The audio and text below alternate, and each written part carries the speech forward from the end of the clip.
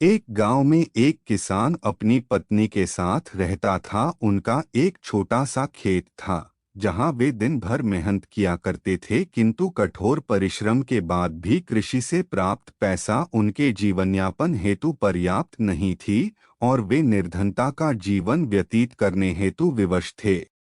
एक दिन किसान बाजार से कुछ मुर्गियां खरीद लाया। वह मुर्गियों के अंडे बेचकर पैसे कमाना चाहता था। अपनी पत्नी के साथ मिलकर उसने घर के आंगन में एक छोटा सा दड़बा बनाया और मुर्गियों को उसमें रख दिया। सुबह होने पर जब उन्होंने दड़बे में झांक कर देखा तो आश्चर्यचकित रह गए। वहां एक सोने का अंडा पड़ा हुआ था। किसान सोने के अंडे को बेचकर अच्छे पैसे मिल गए।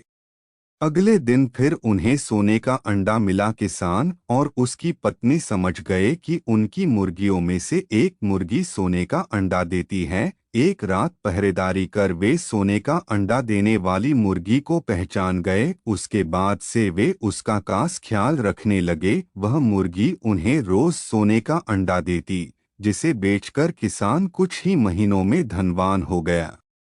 किसान अपने जीवन से संतुष्ट था, किंतु उसकी पत्नी लालची थी। एक दिन वह किसान से बोली, आखिर कब तक हम रोज एक ही सोने का अंडा लेते रहेंगे? क्यों न हम मुर्गी के पेट से एक साथ सारे अंडे निकाल लें, फिर हम उन्हें बेचकर एक बार में इतने धनवान हो जाएंगे कि हमें काम करने की जरूरत ही नहीं रहेगी।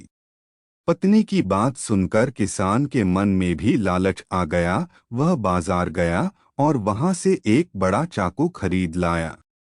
रात में अपनी पत्नी के साथ वह मुर्गियों के दड़बे में गया और सोने का अंडा देने वाली मुर्गी को पकड़कर उसका पेट चीर दिया, किंतु मुर्गी के पेट में सोने के अंडे नहीं थे। किसान और उसकी पत्नी अपनी गलती पर पछताने लगे। अधिक सोने के अंडों के लालच में पड़कर वे रोज मिलने वाले एक सोने के अंडे से भी हाथ धो बैठे थे। इसलिए कहा जाता है, लालच का फल बुरा होता है।